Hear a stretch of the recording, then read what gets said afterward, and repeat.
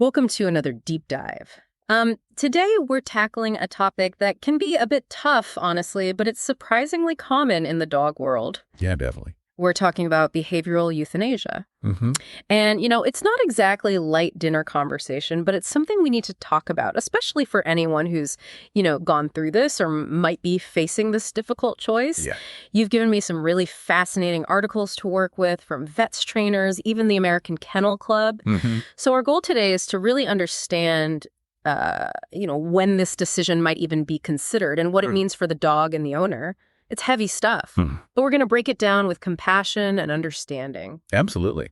I think it's a topic that a lot of people shy away from, but I think it's incredibly important we have open discussions about it, especially, as we dive into this material, we're going to see that behavioral issues are actually a leading cause of euthanasia in young dogs. Wow. Even more so than medical problems. That's a statistic that I was really surprised by. So let's start with the basics. What exactly defines behavioral euthanasia?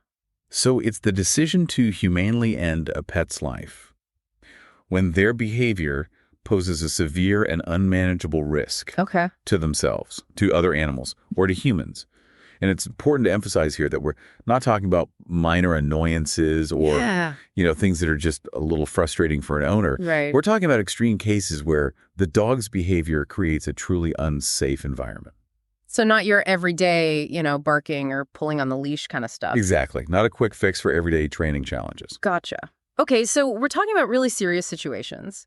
And I know from the articles you gave me, aggression is a big one that often comes up. Can you talk a little bit more about that? What are some of the different forms of aggression that might lead to this difficult decision? Well, aggression can definitely take many forms. You might have a dog who's aggressive towards other dogs or other animals. You might have a dog who's aggressive towards people. Yeah. And one of the articles actually shared a really heartbreaking story about a family dog who was normally very gentle, but had become increasingly possessive of his food bowl. And one day, the family's young child approached while the dog was eating, and the dog, in a moment of panic, bit the child severely. Oh, wow. A really tragic situation that kind of highlighted how quickly things can escalate when you're dealing with these really severe behavioral issues. Yeah, that's a really powerful example of how even a dog who's beloved part of the family can become dangerous in certain circumstances. Absolutely. And it really underscores the importance of recognizing those warning signs early on and seeking professional help when you start to see those red flags. So aggression is obviously a huge one. Yeah. But what are some other severe behavioral problems that might lead an owner to consider this option? Well, extreme anxiety is another really common issue. Some dogs experience separation anxiety, so severe that they injure themselves trying to escape confinement when they're left alone. Oh. Others have phobias, maybe a paralyzing fear of loud noises or of certain people that make it almost impossible for them to function in everyday life. Yeah. And some dogs live in a near constant state of anxiety. Gosh. Hypervigilant, easily startled. It sounds like those dogs are really suffering. They are. Yeah. And it can be heartbreaking to witness as someone who works with dogs and sees these cases. Yeah. And I think in these situations, the decision to even consider behavioral euthanasia often comes from a place of deep compassion. Yeah. A desire to prevent further suffering when all other options have truly been exhausted. I can only imagine the emotional toll this must take on owners who find themselves in this position.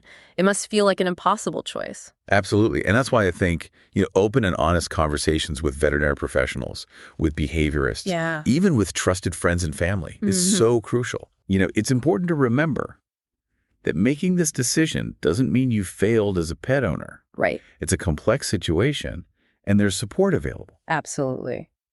So I'm curious, in your experience, what are some of the most difficult signs for owners to recognize when a dog's behavior has crossed that line from challenging to unmanageable? That's a great question. Yeah. I think one of the biggest challenges is recognizing the difference between a dog who's simply scared and a dog whose fear is driving them to dangerous behaviors. Okay. So a fearful dog might cower, they might try to hide. Right. But a dog acting out of fear can become aggressive, lashing out at anyone or anything they perceive as a threat. Gotcha. It's a subtle but really important distinction. So it sounds like observing the dog's body language and understanding the context of their behavior is really key. It is. And I think another challenge is recognizing when your own emotions might be clouding your judgment. You know, it's natural to love your dog and to want to believe that things will get better. Right. But sometimes you need to take a step back and really assess the situation objectively. Yeah. And ask yourself, is my dog's quality of life truly compromised? Right. And are they posing a genuine risk to themselves or others? Those are tough questions to ask yourself. They are, but they're essential questions. Yeah. And that's why it's so important to involve veterinary professionals in this process. They can provide a more unbiased assessment of the dog's behavior. Right. They can help you understand the risks involved. Yeah. And they can really guide you through that incredibly difficult decision-making process. Yeah, so it sounds like having that external perspective can be really invaluable. Yeah. It's like having a trusted advisor to help you navigate these really complex ethical and emotional waters. Exactly. Yeah. And that's what it's all about. It's about seeking support and making informed decisions that truly prioritize the well-being of your dog. Even in the most challenging of circumstances. Exactly. Well, we've talked about some of the really heartbreaking scenarios that might lead an owner to consider behavioral euthanasia. Yeah. But before we delve deeper into that decision-making process, I think it's really important to explore the alternatives. Right. Because as you mentioned earlier, this is not meant to be a first resort. No. It's really a last resort when all other options have been exhausted. So let's shift gears a bit and talk about what those alternatives are. What can owners do when they're faced with these really severe behavioral challenges in their dogs? Yeah, that's a great place to go next. So before the break, we were talking about, some of those alternatives to behavioral euthanasia. Right. So let's dive into that. What's the first step an owner should take when they're facing these really serious behavioral problems with their dog? Well, the first step is always a thorough medical evaluation. Oh, okay. Because sometimes what appears to be a purely behavioral issue can actually stem from an underlying medical condition. Interesting. Things like pain hormonal imbalances, neurological problems. Right. These can all manifest in really unexpected ways, including aggression, anxiety, even compulsive behaviors. So it's like ruling out any physical causes before we assume it's all in the dog's head, so to speak. Exactly. And addressing those medical issues can sometimes lead to dramatic improvements in behavior. Wow. So that's a really important first step. Absolutely. But even when the root cause is behavioral, right? You mentioned behaviorists earlier. What role do they play in this process? Certified behaviorists are crucial. Okay. They have specialized training in animal behavior, and they can conduct a really comprehensive assessment to determine, the underlying causes of the dog's issues. Okay. And then they can develop a really personalized treatment plan that might include a range of approaches. Like what kind of approaches are we talking about? Well, one common approach is behavioral modification, which uses techniques like desensitization and counterconditioning to change the dog's emotional response to triggers. So can you give me an example of that? Yeah, sure. Yeah. So, for example, if a dog is terrified of loud noises, a behaviorist might gradually expose them to those noises at a very low level. Okay. Pairing the sound with positive reinforcement, like treats or praise. Right. And over time, the dog learns to associate that once feared noise with something positive. Gotcha. Reducing their fear response. So it's like rewiring their brain to change their association with something that was previously scary or stressful. That's a great way to put it. And another approach you mentioned was management. Can you talk a bit more about what that involves? Yeah. So management is all about making changes to the dog's environment. Okay. To minimize triggers and reduce the risk of dangerous situations. So this can involve things like using barriers to separate dogs who don't get along. Right. Providing safe spaces for anxious dogs to retreat to. Or even just avoiding situations that are known to trigger problematic behaviors. So it's about creating a structure and environment that sets the dog up for success. Exactly. And I know sometimes medication is also recommended. When does that come into play? Yeah, medication can definitely be helpful in some cases. Okay. Particularly for dogs with severe anxiety or aggression. Right. And it can kind of help to stabilize their mood and reduce those symptoms, which can make other therapies like behavioral modification more effective. Gotcha. So it's like giving them a little extra support while they're learning those new coping mechanisms. Yeah, exactly. Now, you also mentioned rehoming as a potential alternative. Can you talk a bit more about that? When might that be an appropriate option? Yeah, rehoming can be a viable option in certain situations. Okay. Especially when the dog's behavioral issues are triggered by very specific factors that could be avoided in a new environment. So give me an example.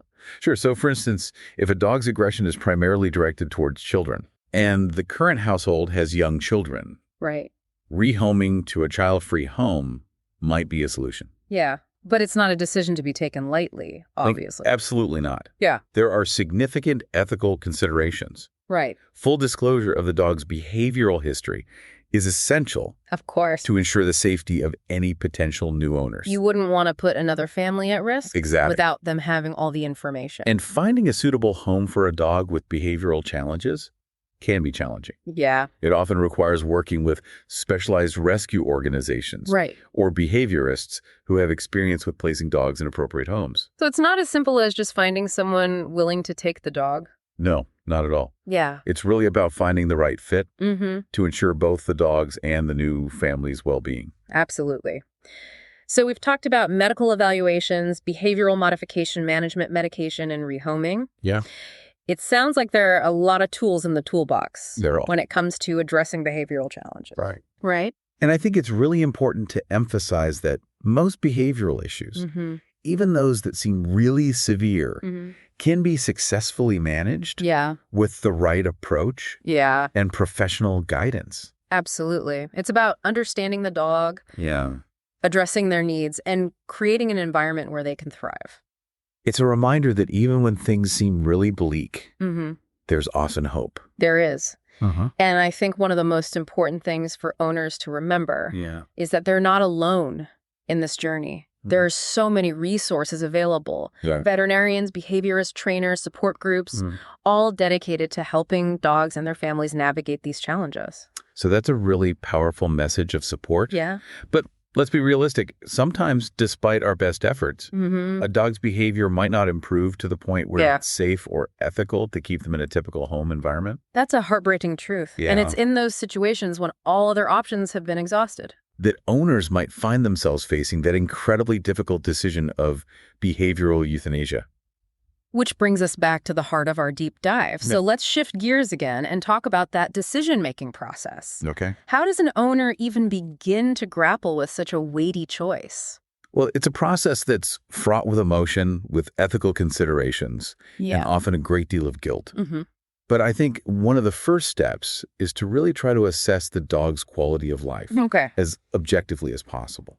Now, one of the articles you gave me mentioned a tool called the HHMM scale. Right. Can you explain what that is and how it can be helpful in this situation? Yeah, so the HHMM scale is a quality of life assessment tool. Okay. And it stands for hunger, hydration, hygiene, happiness, mobility. Okay. And more good days than bad. Okay. And it encourages owners to really evaluate their dog's well-being across these different dimensions. So it's not just about physical health, but also about emotional well-being.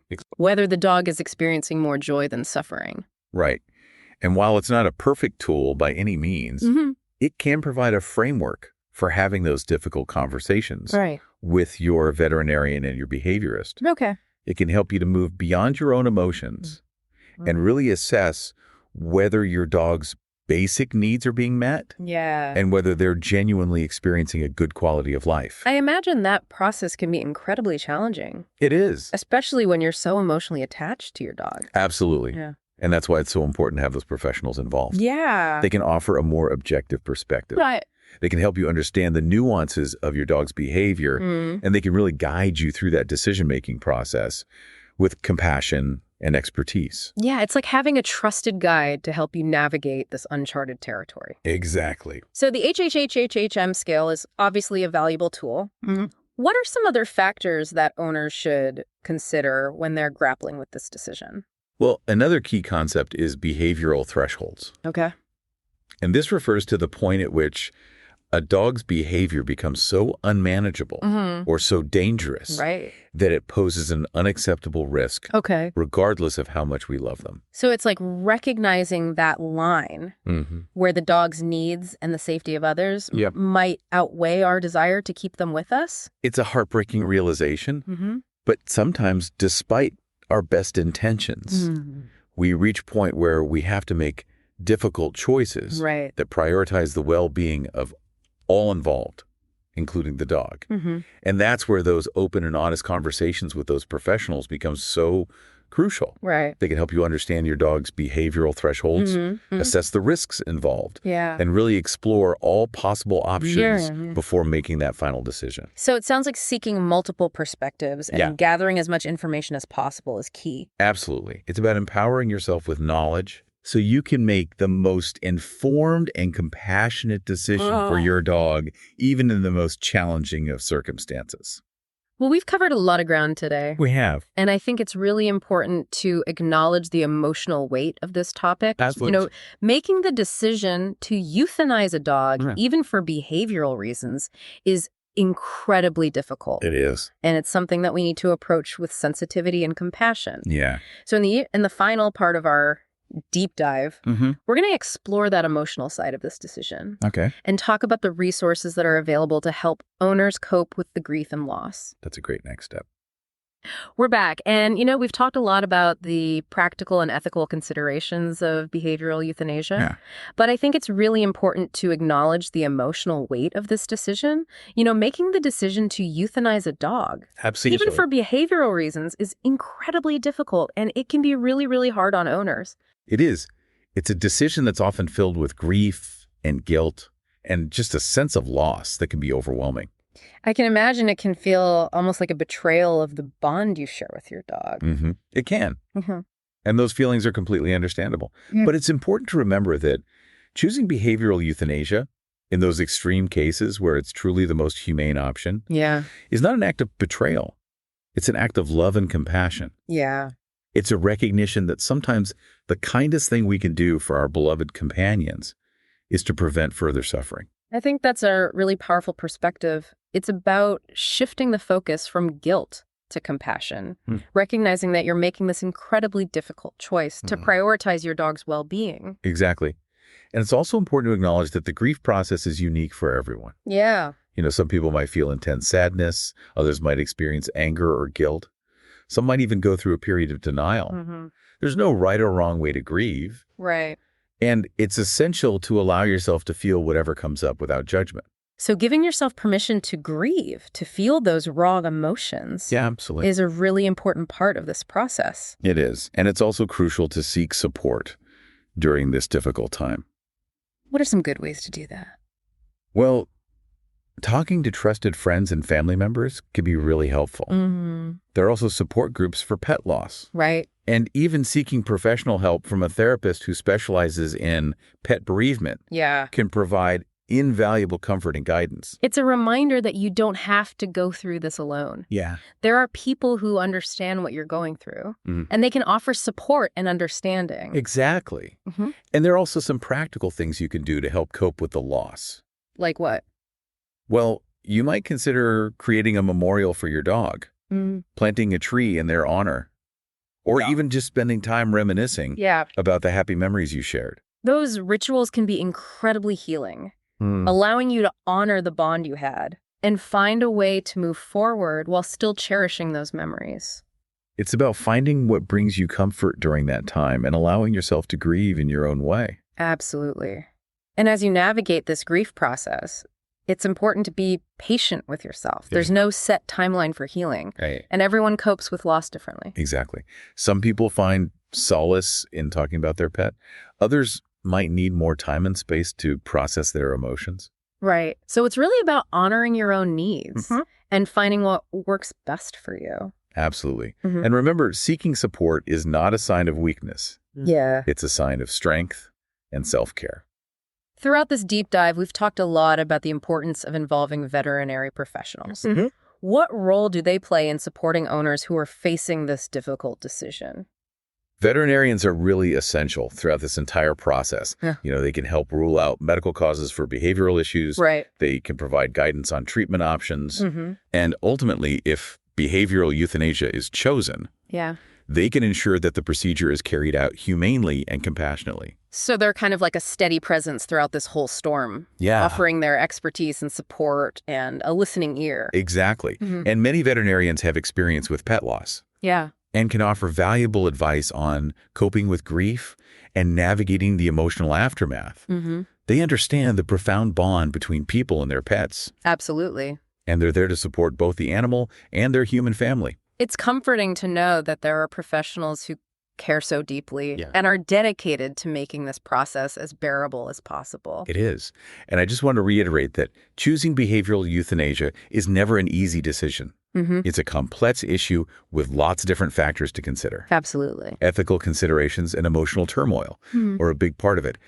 But when all other options have been exhausted and a dog's quality of life is irreversibly compromised, it can be the most humane and compassionate choice. It's a decision that should be made with careful consideration, with professional guidance, and with a deep love for your dog. Absolutely. Well said.